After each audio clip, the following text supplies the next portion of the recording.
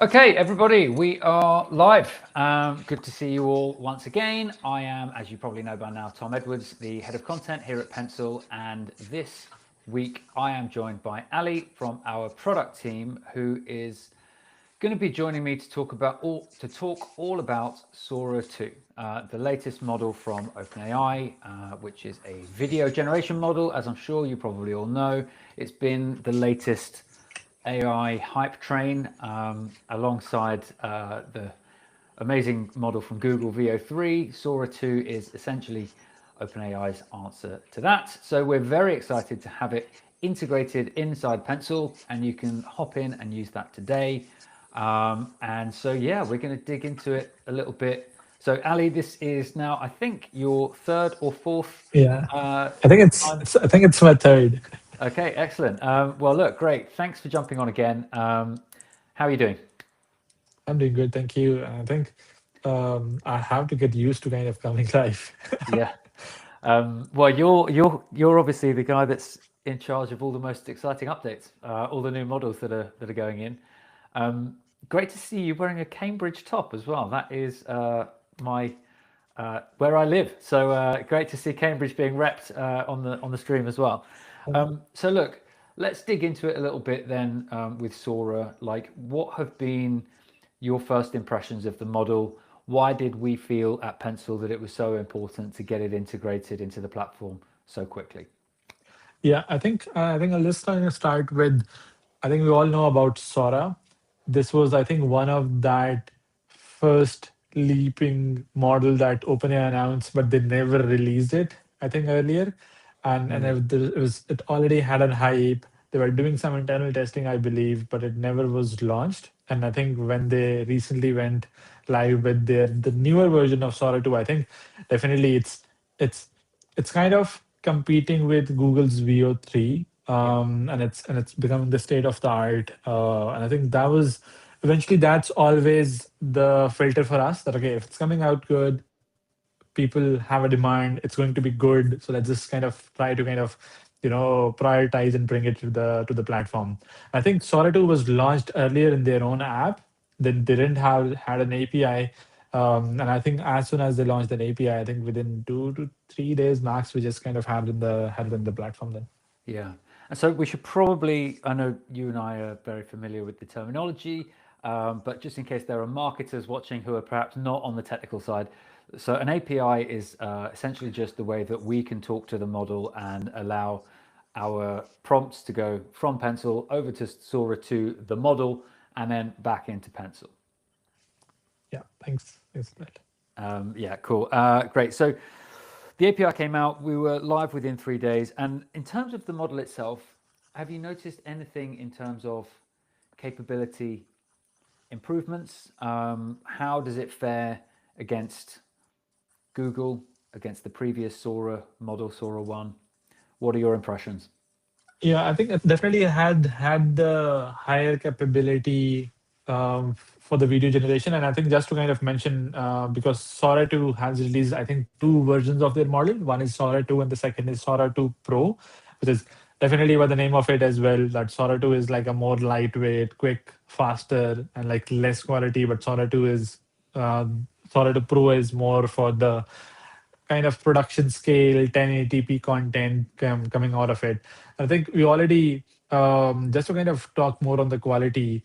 I think we already know with VO3 audio became a part of the video generation as well. That okay, there's a video generation. Whenever there's a video generation, there is an audio in sync audio generated within Mm. the final video. I think Sora 2 kept with it. They also have it, but eventually, definitely the model or these two models, they have more controls toward the realism, better physics concepts, I would say. Yeah. So I think the good kind of comparison is just giving any video generation model a hard kind of a scenario where something is interacting with anything within the video. I think that becomes a benchmark that if a model is able to generate a video where the interaction of subject one with the subject two is more realistic, less hallucinated, I think that's eventually a benchmark that okay, the video generation is good or it's getting better. So Yeah. definitely with Sora 2, it has it has improved a lot. Walking, interacting, so maybe a dog interacting with something, or any object interacting with the water. It's more realistic and it's definitely high quality as well, along with Yeah. audio. Definitely. Yeah. It's interesting that the physics seems to be like an emergent property of really good video, right? It's like in order to make a good video, the model has to understand physics, right? Like Physics, it's almost like yeah. this property that as far as I understand it anyway, and maybe you can tell me if I'm wrong. As far as I understand it, it's not something that is being directly programmed for. It just is almost like a happy side effect of making a really good video model is that it has to start to understand how the physics works.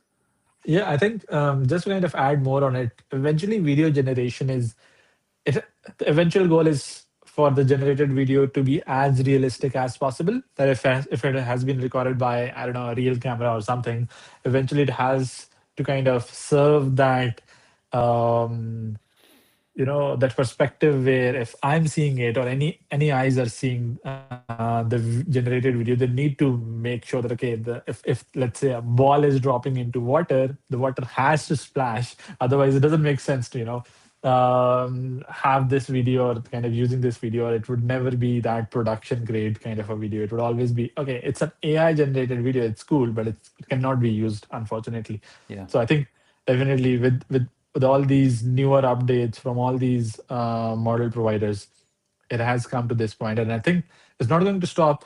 It's just going to kind of get way better Yeah. from this point onward. 100%. And so for marketers then who are interested in using AI video, how does Sora perform in terms of product, the consistency of products? I know that the Google models, particularly Nano Banana image generation and VO3, have been very strong on that front. What's been your impression of Sora from an advertising standpoint? Yeah, I think from the advertising standpoint, I think Sora still doesn't have that subject kind of reference on their API. I think they might they still, I think they have some part of it within their own version of Sora 2 within the app, but not on an API. But I think it would eventually come. Yeah, So I cannot really like comment on how good does it perform with the subject provided because that capability is not there. But eventually, like if I just kind of talk from generation from a prompt or from an image, definitely using the image reference itself, it works it works really good. And I think this problem is kind of if not 100%, this problem has been kind of solved by VO3, and it's kind of getting to a better and better and better quality with this image frame or image reference to kind of do the generation. So I would just kind of say it follows through, it follows the object. So definitely the objects without text is higher fidelity because it doesn't have to kind of manage those smaller text and okay how the text is going to behave when there is animation or the movement in any kind of in the video generation. So eventually I think for objects no text it works great. For subjects with text on top of them or any kind of this dynamic material on it, it still is not there yet. But I think eventually this would get solved, yeah. maybe with the newer versions or maybe with any other providers coming up with it. Yeah, it's interesting. Sora was, as you mentioned, originally just released in their own app, and it was almost, I think there was a rationale for not releasing it on the API, right? Which is that they were trying to start their own, OpenAI were trying to start their own AI based social network, right? Like almost like the Instagram of AI. And so they didn't want third parties using it at first. I suspect, though, that they understand that the AI ecosystem is very wide and essentially that they're competing with Google, who have an extremely strong model, which is, it sounds like from your analysis anyway, that Google probably is still slightly in front in terms of that product consistency, that reference image kind of niche, and those use cases. Potentially Google is still slightly ahead. And honestly, that's kind of what I would expect, because that's really how Google have built their business, right? It's an advertising business at its core. Yes, they have, it's a giant business now doing all sorts of different things, but actually, the core competency of Google, if it has one, is is advertising, right? And so Yeah. you would imagine that that is the area where they would excel. And if I'm hearing you right, probably Google is still slightly ahead on that front. Would you say? I'd say I think it's the combination of tools. That okay, image generation from Nano Banana is ahead. Video generation for VO3 and Sora 2, I think they are on par. Okay. And then it comes to the combination of these tools or these models to kind of eventually go to the end result. I think, and that's where maybe I can do a plugin for Pencil as well, because we definitely have aggregators and like different models for image and videos. Yeah. And eventually, like maybe somebody might just generate an image through Google's Nano Banana model, and it's kind of more consistent, and then they use that as a frame for maybe Sora 2 generation. Yeah. I think it definitely it's very dependent on case to case. But I think if I just talk about video, I would say that they're both on par at some level. There are pros and cons for each of these models, but as of today, I think they're on par. Okay. It's just like for marketers, it's a combination of okay, X, Y, Z, eventually a better result, or maybe Yeah. X, Y, A is a better result kind of a situation. Yeah. Interesting. Yeah. Because I think in terms of image, Google definitely is ahead, right? Like Nano Banana seemed to really shake things up. Everybody's talking about it. We obviously at Pencil have had, we see a lot of the conversation in the AI ecosystem, and we can see how much interest has been generated by the Nano Banana model. I guess maybe it's difficult. It's a bit more difficult to tell with video where they're ahead, because there's a bit more variability. Do you think? So maybe I didn't get it. Like I didn't. So, do you think? Sorry, I should explain that better. Like in terms of measuring an image generation model against other image generation models, you can be quite specific on does it look right or not. Whereas with video, because it's because you've got a few seconds of it, you might get a few wobbles, right? So that consistency kind of goes and then comes back, and so maybe it's a little bit more Yeah, difficult to, like with it's Nano Banana. I feel like you can see it straight away. Like, wow, this is a step change model.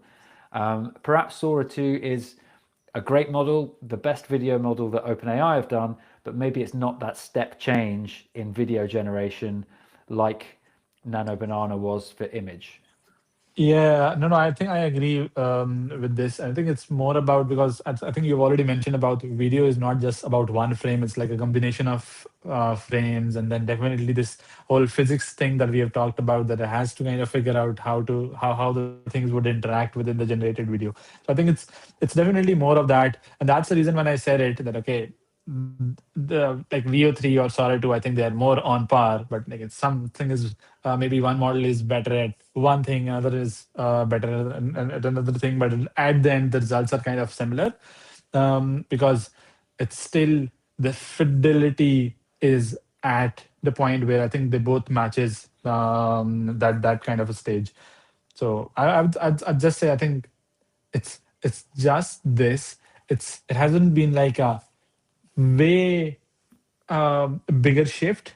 How I think you mentioned that we saw it with Nano Banana because there wasn't any model which was doing this whole editing with just like simple prompt. Okay, change just one part of it of an image that I've given, and it definitely, or maybe it was because it was serving a bigger use case. That would also be like one way of perceiving it that Nano Banana got more hype because it solved a lot many problems with just one thing. And video generation from OpenAI, which is the Sora 2 model, it already had a competitor. VO3 was there. It was generating sound. It had good results. And then Sora 2 came up with, okay, kind of on par or the state of the art model itself. So I think Yeah.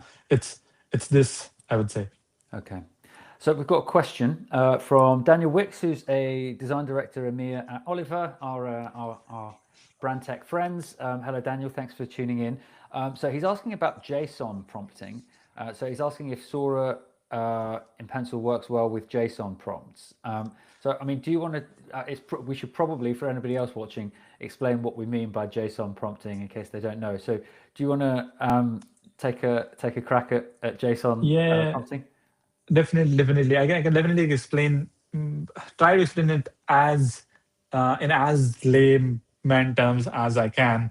So just kind of consider like basic prompting. Prompting is more about just, okay, just writing a text, giving it a prompt, and then it would generate. JSON is more of that data structure, which has like a specific things, a more structured format. It's more used in the engineering side of things, but I think this JSON prompting became a thing, I think a month back, where people were trying and it was giving them good Yeah. results.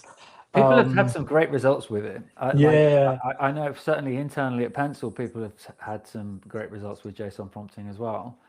I think yeah, and I think all these newer models they work with the JSON prompting because eventually they just take the like the input, the prompt input, and then eventually process it to kind of come up with the results. So all the newer models that are coming out, they eventually support JSON prompting as well. Yeah. However, I haven't personally tested the JSON prompting or Sora 2 yet, or maybe I haven't read any kind of feedback internally from our creative team. But I think maybe yeah, it's good to try and see a kind of clear comparison of okay, similar kind of a prompt with just a text prompt and then JSON prompt. How would it kind of differ? But Yeah. again, like as you mentioned as well, people have got some great results with it, and maybe like because it's more structured. Maybe these models or the base LLMs of these models they understand the JSON structure much better instead of like connecting the dots within a full long text.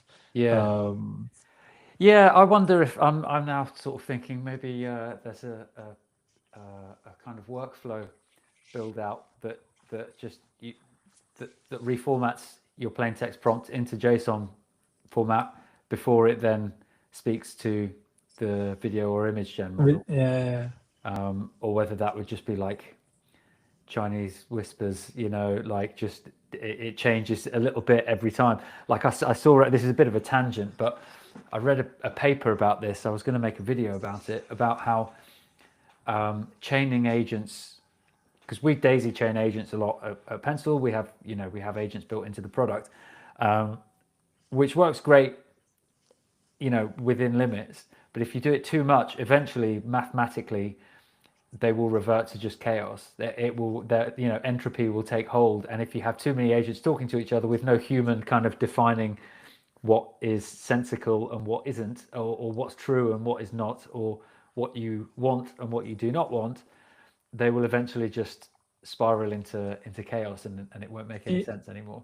Yeah, I think if I just kind of add to this, it's just that I think this is a known kind of problem for LLMs to hallucinate when there is like too many pieces, similar pieces, and kind of not very affirmative kind of a goal. And I think I think it's just going to take time. And Yeah. eventually, I think maybe at some point we're able to kind of reduce these hallucinations and everything, and eventually it kind of go maybe work way better with the daisy chaining of agents as well. But I think yeah, it it's not just like the basic agent building and then kind of chaining them and kind of using all to kind of reach to a goal. It's more also about like having very specific set of guardrails at each step to kind of confine the outputs or the processing so that eventually it's kind of stays more structured. But again, Mm. yeah, I think this is more of a technical technology, maybe not a limitation, but a thing that needs to be cracked. And Yeah. it would, I think, eventually. But yeah, like let's. I think we have to see and sit and see, and where does it kind of get solved to a point that it's maybe the highest kind of fidelity. Yeah. Well, Daniel, I don't know if that answers your question really about JSON prompting. I think the short answer is we don't know the answer necessarily, but we would love to hear from you if you've been testing it out. Daniel's commented again. Yeah, thanks guys. Getting Sora added to the workspace is excited to try. Brilliant. Well, look, we would love to hear about how you get on, and definitely reach out. We'd love to hear about the work that you're doing, especially if you are getting good results with JSON prompting. Because I know that, as Ali said, around about a month ago, there was a lot of talk going around about JSON prompting, and people were getting some great results. So yeah, we'd love to hear more. Um, cool. Okay, great.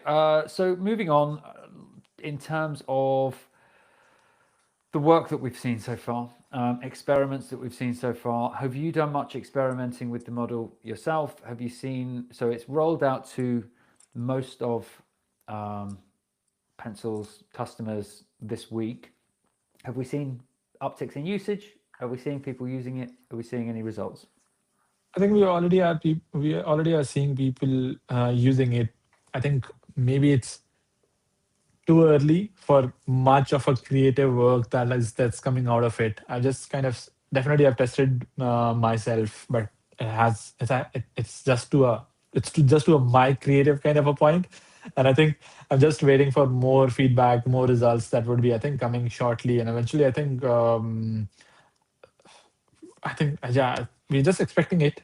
It's not too much of a feedback yet, but Mm, maybe by the end of this week we'll have enough data on the usage, on like the feedback on the quality itself, and how it's kind of holding up against other video models, and what maybe needs to be solved in future yeah. based on this.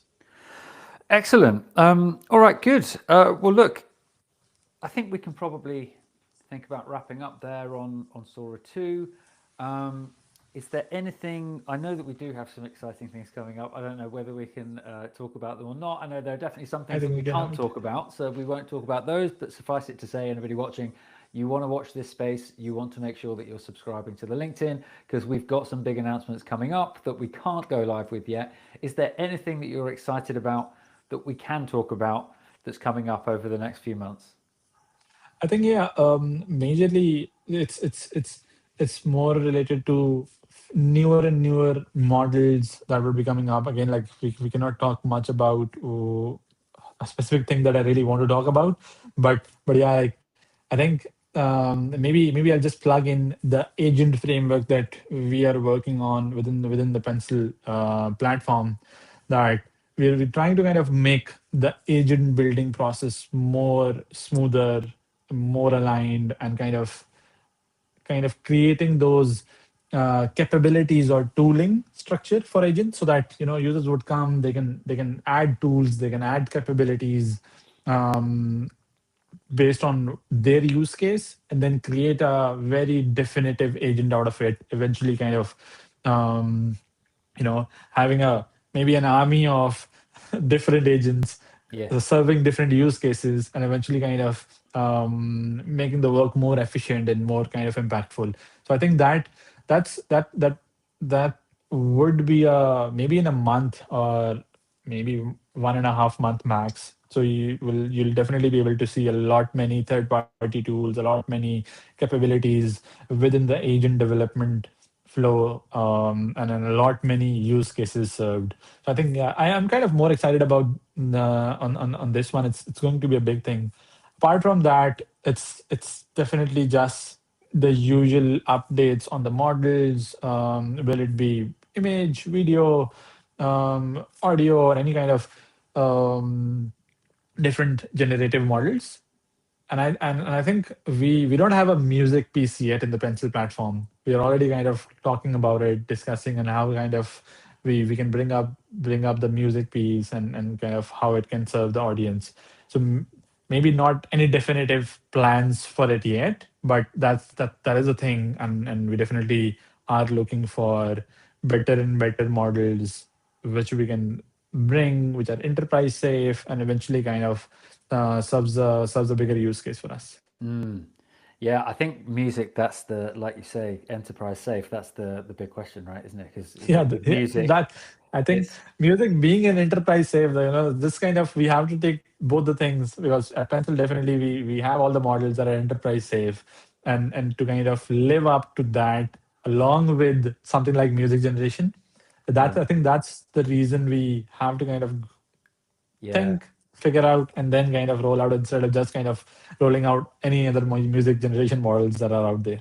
Yeah. It's a 'cause music is such a gray area generally when it comes to influence versus like what can you copyright and what can't you copyright, and it's a really interesting space how because you're starting to get now obviously in the non-enterprise safe world of consumer AI, you're getting lots of people who are making songs that are like by Taylor Swift, but she never wrote them, right? They just sound like her, and you can replicate somebody's voice or somebody's sound quite easily now.